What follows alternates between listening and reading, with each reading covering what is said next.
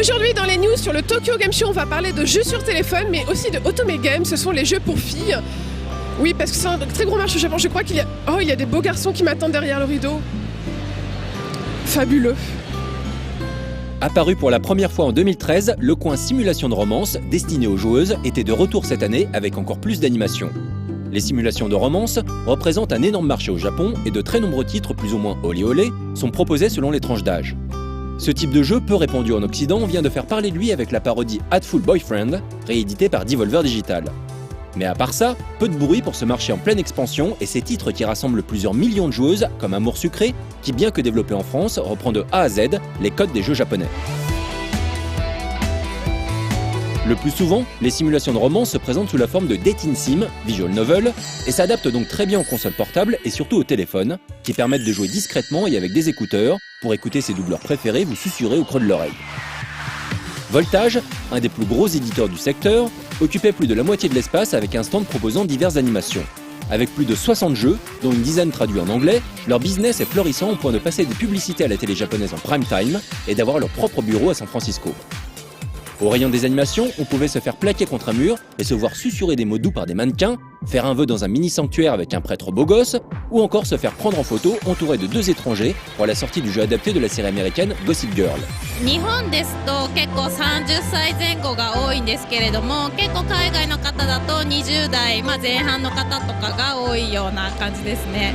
海外に向けて配信しているものの中でもちろん学園ものもあるんですけれども、例えば王子様との恋といったファンタジーものであったりとか、あとは社内恋愛をする、大人の恋もいくつかありますね。例えば日本のアニメとかがお好きな方とかはやっぱりすごい日本の同じ設定でも結構喜んでくださって、結構嬉しい声はいつもいただいてます。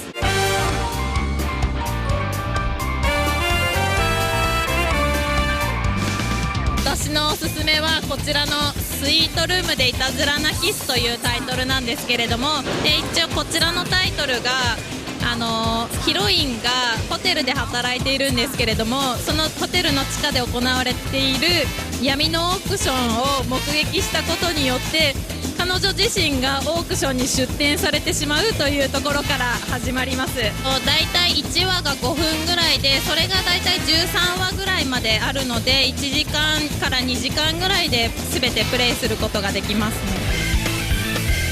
Juste à côté, on trouvait le stand de Sunsoft, un très vieux studio japonais qui donne aussi dans le jeu pour filles avec Gokumen, le nouveau jeu de leur série Olepoli qui touche précisément au genre Boys Love, l'amour entre garçons dans le contexte de la mafia.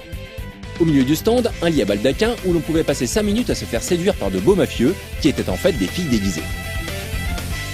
Les studios Art Infinity et Ambition étaient également présents dans l'espace.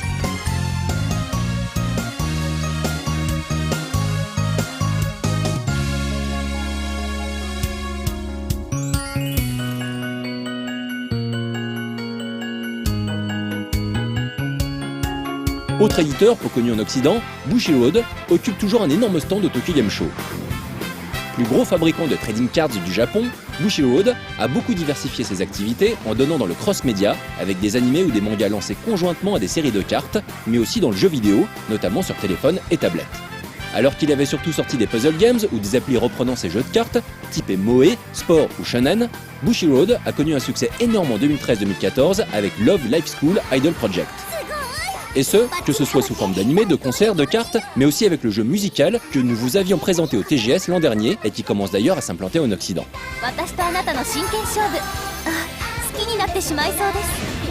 Cette année, très peu de jeux sur le stand, presque entièrement dédiés à Milky Holmes, dont les doubleuses donnaient un concert le samedi. Ce jour-là, des milliers de personnes faisaient la queue pendant plusieurs heures pour espérer acheter des produits dérivés exclusifs et y assister au concert. Dans un coin, une moto de course prêtée par l'écurie Evangelion, si, annonçait la sortie d'un énième jeu de la vache à lait de Gainax, un puzzle game très basique intitulé Evangelion Battle Mission.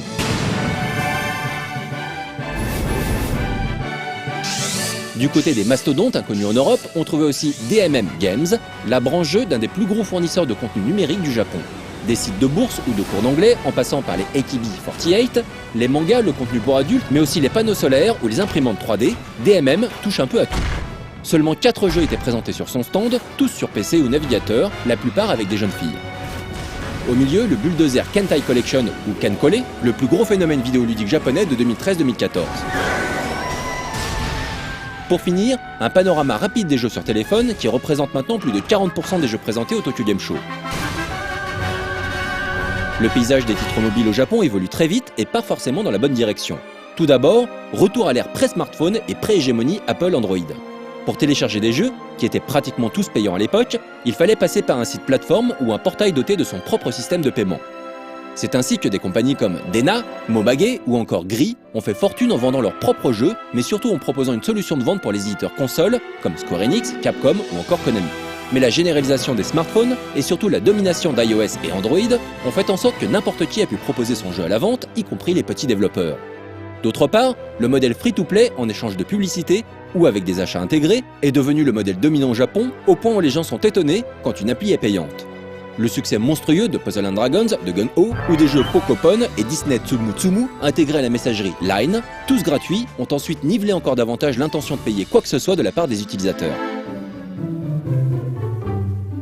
C'est pour cela que le stand Gris, qui avait pour habitude d'afficher une taille et une débauche de moyens insolentes au TGS, faisait profil bas cette année, avec moins d'animations, moins d'hôtesses, moins de jeux et encore moins de nouveaux titres. 2 sur les 20 présentés, c'est pour dire. Il s'agissait d'un énième RPG à jolies filles, Project Tiamat, et de Gundam Spirits, leur contrat avec Bandai Namco n'étant probablement pas encore terminé.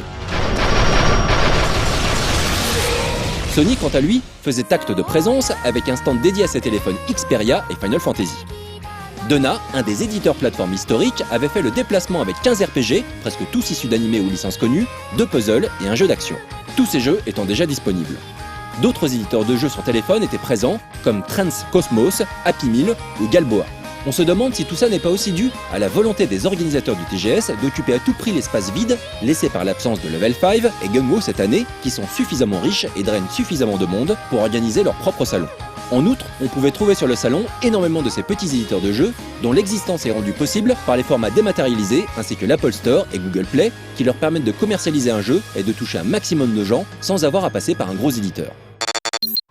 Aujourd'hui, on est sur le stand de Wink Games. Alors Wink Games, c'est une entreprise qui fabrique des jeux de société au Japon, rien à voir avec les jeux vidéo. Eh bien, ça y est, si, maintenant, ils ont sorti leur premier jeu qui est sur smartphone et téléphone portable et qui est sorti en France et traduit en français. Donc n'hésitez pas. C'est un puzzle game qui s'appelle Mujo, avec un très joli design. Voilà, c'est ambiance dieu grec. Donc moi j'ai des joueurs ici et c'est d'envoyer les petites épées, donc c'est les points d'attaque sur l'ennemi. Alors il faut qu'en fait j'enlève tous les autres trucs de l'écran, les touchants, il faut qu'il y ait au moins 3 dalles de connectées pour les enlever. Donc voilà, hop, là par exemple j'en ai enlevé une. Le problème c'est que quand je les enlève, l'ennemi récupère des vies. Donc si je fais uniquement ça, ça ne va pas. Le choix que j'ai pour attaquer, c'est soit, là voilà, j'ai 4 dalles connectées. Donc je fais une attaque qui va ne compter que 4 points. 5 points, voilà. Après j'ai un autre choix, c'est comme ici, concentrer mon attaque et là tout de suite il y a un multiplicateur qui va faire qu'il y aura beaucoup plus de points. Donc en fait le but du jeu c'est d'arriver à concentrer les épées, etc. Après il y a des bonus, etc. évidemment, pour envoyer les attaques les plus fortes possibles à l'ennemi sans se faire toucher. Donc là par exemple je vais enlever ce gros truc bleu et ça va se rejoindre, je vais enlever là, voilà. Donc là 12, si je concentre, voilà, ça passe à 165. Mais pour le lancer, il faut que j'attende qu'il y ait des tuiles rouges qui soient connectées. Si par exemple, je ne peux plus rien bouger dans le jeu, en fait je connais très bien le jeu parce que je joue en ce moment, et que je suis bloqué, vous appuyez sur Up pour faire monter d'un cran. Le problème c'est que parfois il y a des bombes, donc là comme ça a été le cas, ça peut vous effacer tout ce que vous aviez construit avant, et c'est dommage. Donc là j'avais une tuile à 165, elle est partie. Voilà, donc il faut réfléchir, est-ce que je fais bien d'enlever ça d'abord ou ça d'abord? Est-ce que je concentre, sachant que là où on concentre c'est là où on a touché son doigt, donc est-ce que je concentre plutôt là ou plutôt là ou plutôt là? Il faut réfléchir à tout ça en jouant, et la difficulté monte assez rapidement. C'est pas très cher, c'est leur premier jeu, c'est dispo sur l'App Store français. Et c'est sans achat supplémentaire, hein, sans achat in-app. N'hésitez pas à essayer Mujo, M-U-J-O de Wing Games. Et si vous parlez le japonais, il y a leur jeu de cartes aussi qu'on voit derrière, puisqu'ils fabriquent des jeux de société dont certains sont édités en France, notamment celui qui s'appelle Atari. Voilà.